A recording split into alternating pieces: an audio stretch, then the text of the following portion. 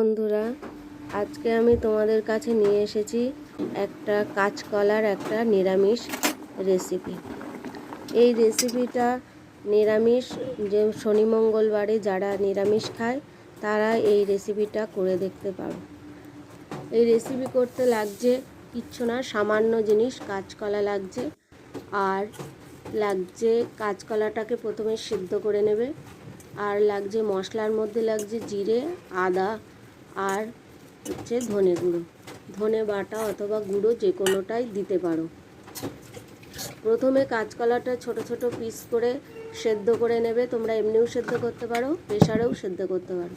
প্রেসারে সেদ্ধ করলে বেশি নরম হয়ে যায়, এটা নরম হয়ে গেলে অসুবিধা হবে তৈরি করতে। সেই জন্য এটা যদি তোমরা কোনো বাটিতে বা কড়াইতে দিয়ে সেদ্ধ করো তাহলে ভালো হবে। এর মধ্যে জলটা কম পরিমাণে ঢুকবে এবং খোসা শুদ্ধ সেদ্ধ করে নেবে, তাহলে খুবই ভালো হবে। খোসা ছাড়িয়ে সেদ্ধ করলেও নরম হয়ে যাবে বেশি। প্রথমে আমি এটাকে চটকে নিয়ে নুন, হলুদ, লঙ্কার গুঁড়ো আর দিয়েছি বেসন দিয়ে ভালো করে মেখে নিয়েছি। এটা মেখে গোল গোল করে তোমরা যেরকম পারো সেরকম আকার দিতে পারো। আমি গোল করে নিয়ে একটু চ্যাপ্টা করে দিয়েছি। দিয়ে এগুলো তেলে, সাদা তেল অথবা সর্ষের তেল, যে কোনো তেলে তোমরা ভেজে নিতে পারো। আমি সাদা তেলে ভেজে নিয়েছি। আর ভাজার সময় যেহেতু একটু তেল বেশি দিয়েছি, তার জন্য যখন আমি এটা রান্না করব তখন একটু তেলটা তুলে নিয়েছি ফোড়ন দেওয়ার আগে। এটা তোমরা আলু ছাড়াও রান্না করতে পারো। আমি এখানে আলু আমার খেতে হবে বলে, আলু লাগবে বলে একটু, তাই জন্য আলু দিয়েছি।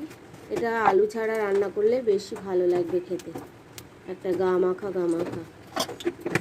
করে নিয়ে তেলে ভেজে নিয়েছি। নেওয়ার পরে তারপরে আলু দিয়েছি। দেখো এরকম করে ভেজেছি, গোল গোল করে নিয়ে তারপরে চ্যাপটা করে, যেরকম আটা মেখে আটার গুলি তৈরি করা হয় রুটি করার জন্য, ঠিক সেমভাবে এটা আমি করে নিয়েছি। দেখো কি সুন্দরভাবে কালারটা এসেছে, খুব সুন্দর কালার এসেছে। এরকম করে ভেজে নিয়ে তুলে নিয়েছি, গোল্ডেন ব্রাউন কালার। দেখো কালারটা একটু দেখো, এত সুন্দর কালার এসেছে না, দেখেই খেতে ইচ্ছা করবে, জিভে জল এসে যাবে দেখে। তারপরে ভেজে নিয়ে তুলে নিয়েছি। তুলে যেহেতু ভাজার জন্য একটু তেল বেশি লাগে, সেজন্য আমি তেলটা একটু বেশি দিয়েছিলাম। তারপরে ভাজা হয়ে গেলে সবগুলো খানিকটা তেল আমি তুলে রেখে দিয়েছি। এগুলো বাদ বাকি যে কটা ছিল সে কটা দিয়ে দিয়েছি, দিয়ে ভাজছি। ভাজা হয়ে গেছে, এগুলো ভাজার পরে তুলে নিয়েছি। এই রেসিপিটা তোমরা করে খেয়ে দেখতে পারো, খুব সুন্দর হয়েছে খেতে। আমি নিজে তৈরি করেছি বলে বলছিলাম, এটা খেতে খুব দারুণ হয়েছে।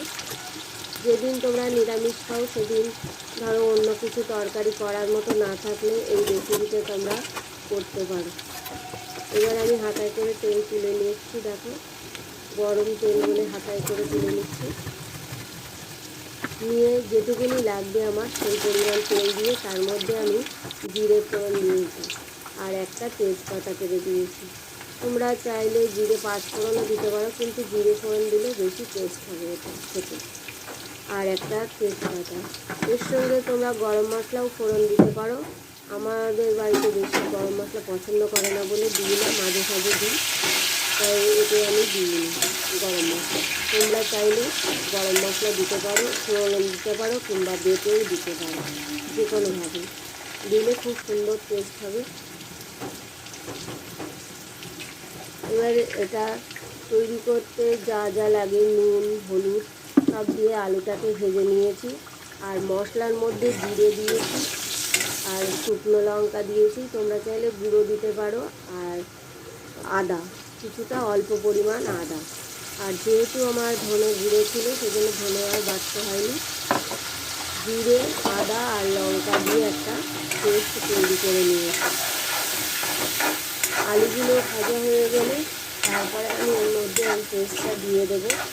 আর একটা টমেটোটা তোমরা চাইলে বেটে নিতে পারো, আমি কুড়ে নিয়েছি। পোড়া আর বাটা একই রকম, একদম একটা পেস্ট তৈরি হবে।